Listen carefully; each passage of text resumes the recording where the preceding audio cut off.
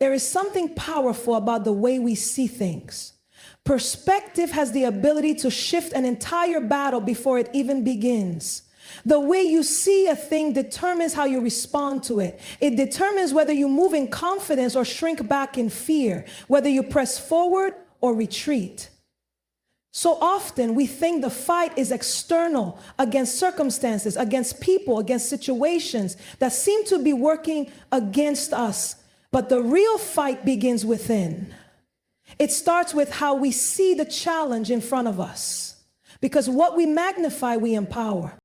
Many of us are fighting battles that have already been won, but we don't realize it because our perspective has been shaped by pain, by disappointment, by past experiences that have convinced us that victory is not our portion.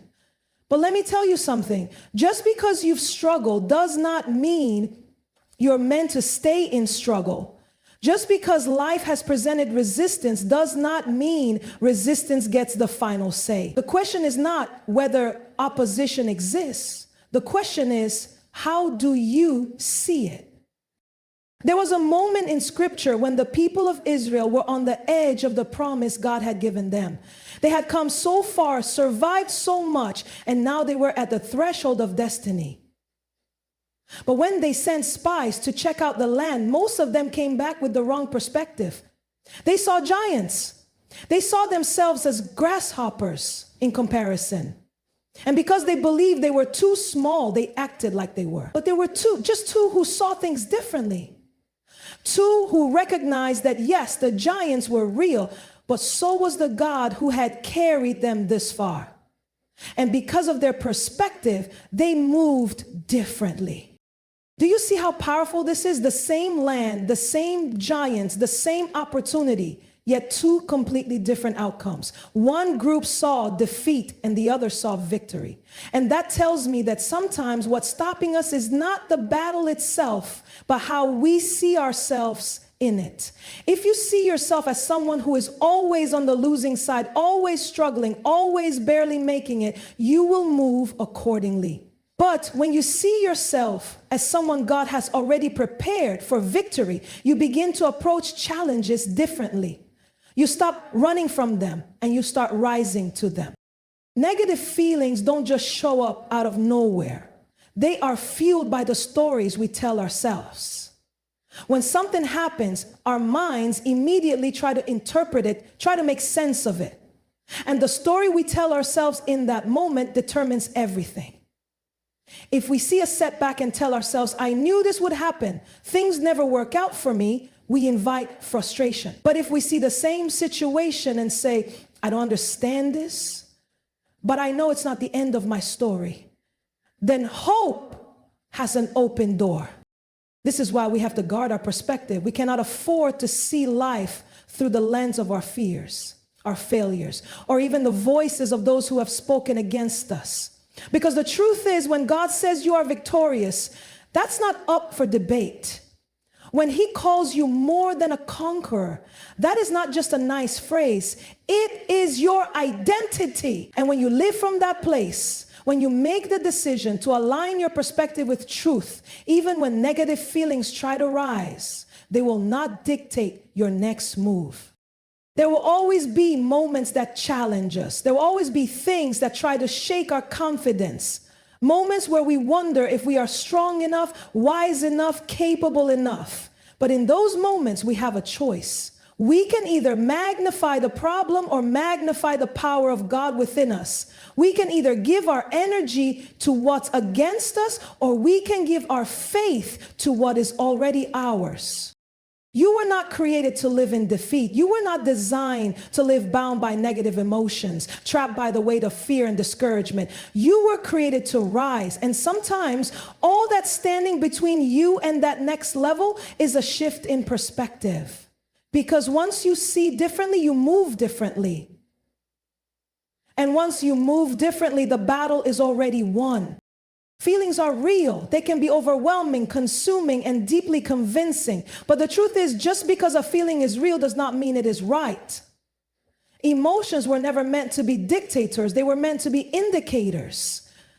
They tell us where we are, but they do not define who we are. And they certainly don't have the authority to determine where we're going.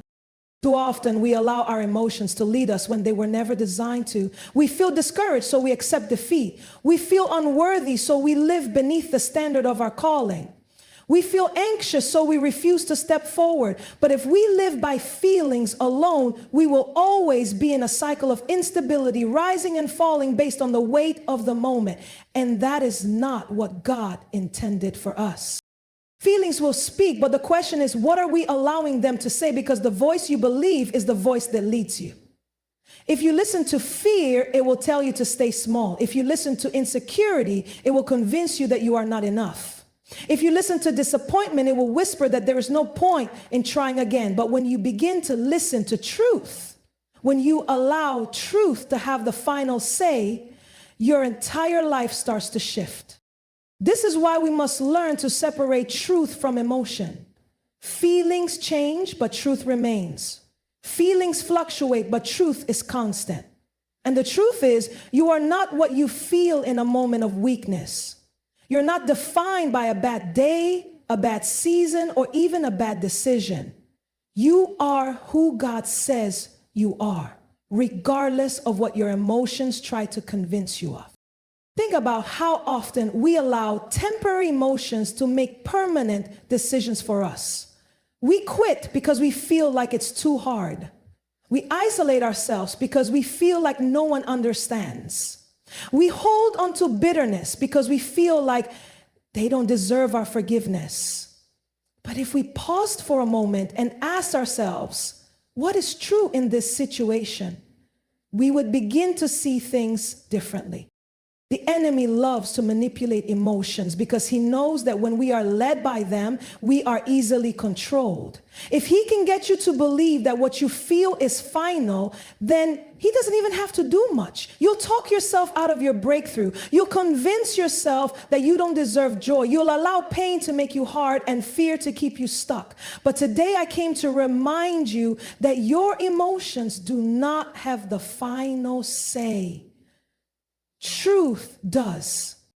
And the truth is, you were never meant to be at the mercy of negative feelings. You were never meant to live as a victim of your emotions. You were designed to walk in authority over them. That means when fear rises, you don't have to submit to it.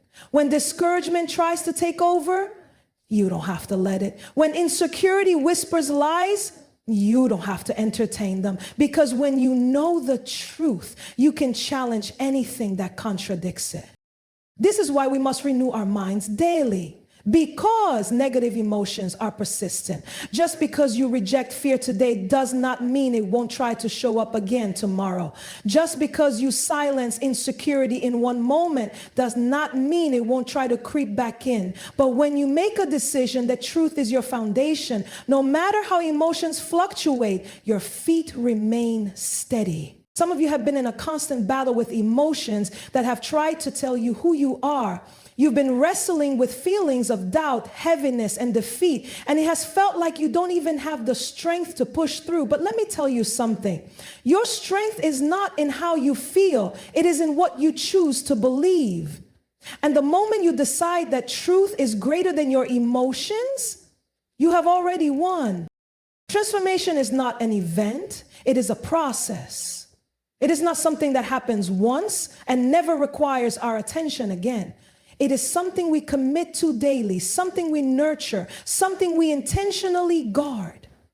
Because the truth is, if we don't take control of our minds, something else will. If we don't actively renew our thoughts, then the residue of past pain, past failures, and even the voices of negativity will do the thinking for us.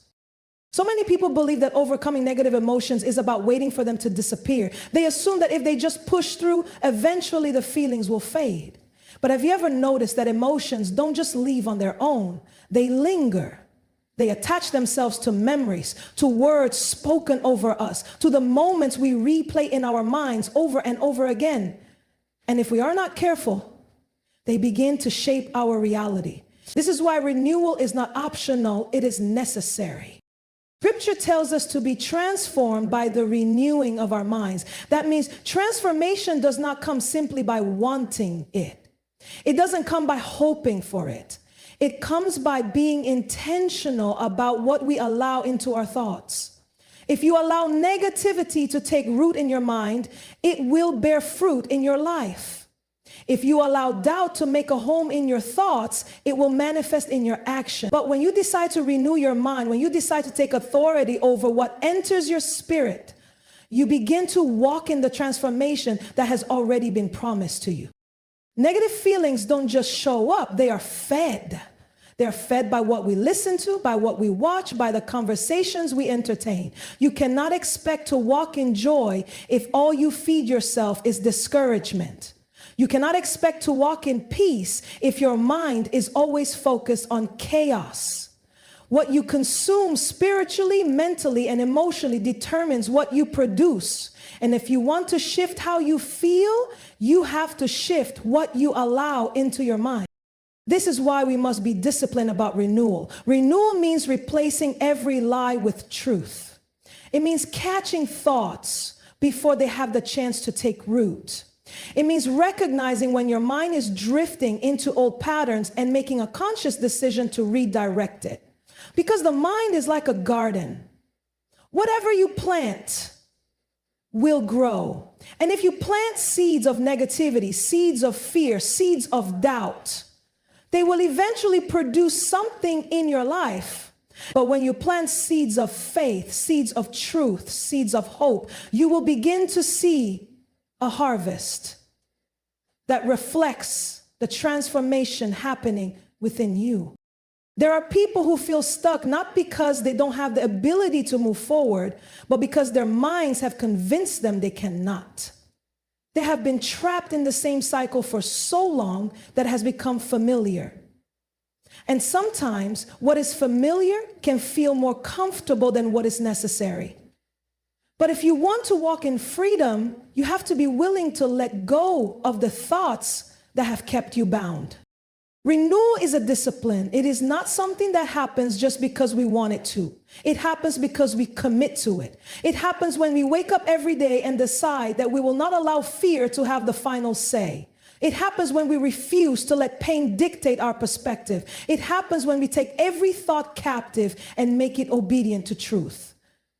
Because when the mind is renewed, the heart is strengthened. And when the heart is strengthened, nothing, no negative feeling, no past mistake, no present struggle can keep us from walking in the fullness of who we are called to be. There is a version of you on the other side of renewal that is stronger, bolder, and unshaken by the weight of negative emotions. There is a version of you that no longer bows to fear, no longer surrenders to doubt, no longer allows discouragement to shape decisions. And that version of you is not far away. It is waiting on the other side of a renewed mind. Because once you shift your mind, you shift your life. And when your life is aligned with truth, victory is inevitable. Victory is not the absence of struggle. It is not a life free of challenges, free of disappointments, or free of moments that test everything you believe. Victory is the decision to keep moving even when everything in you wants to stop. It is the determination to believe beyond what you see, to trust beyond what you feel, to stand firm when everything around you is trying to shake you. Victory is not about avoiding the battle. It is about knowing that the battle has already been won. So often we think that because we face difficulties, we must be doing something wrong. We assume that if we were truly walking in purpose, if we were truly in alignment, things would be easier. But what if I told you that the resistance you feel is not a sign of defeat, but confirmation that you are exactly where you need to be? What if I told you that the pressure is not there to break you, but to reveal the strength within you? Faith is not proven in the absence of adversity. Faith is revealed in the midst of it. Faith is what allows us to look at a situation that seems impossible and say, I will not be moved. It is what gives us the confidence to stand when everything in us wants to retreat. Faith Faith is what reminds us that even when we do not see the way, there is still a way. Because faith is not just believing when things make sense. Faith is trusting when they. There will always be moments where you are tempted to give in to what you feel.